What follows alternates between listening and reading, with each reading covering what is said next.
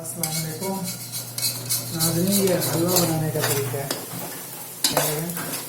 ये सबसे पहले जनाब हमने इस पर घी डाला और उसको हल्की फ्लेम पे आस्ते करके गर्म कर लिया।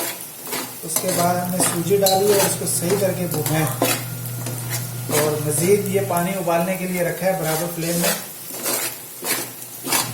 इधर लगाएं भाई, दूध डाल के उसके बाद इसको छोड़ना नहीं है, आपने चम्मच को इस तरह हिलाते रहना है।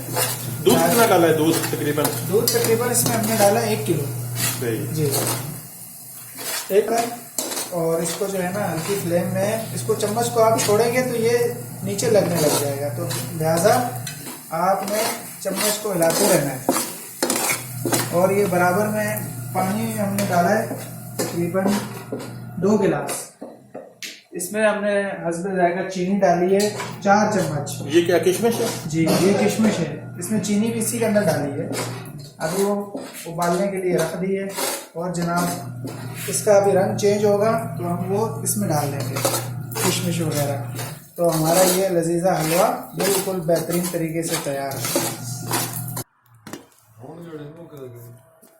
वो किशमिश हमने इसमें डाल के मिक्स करके 5 मिनट स्लो फ्लेम करके इसको पकाया और जब ये थोड़ा सख्त होने लगा अभी हमने इसे डिश आउट कर दिया।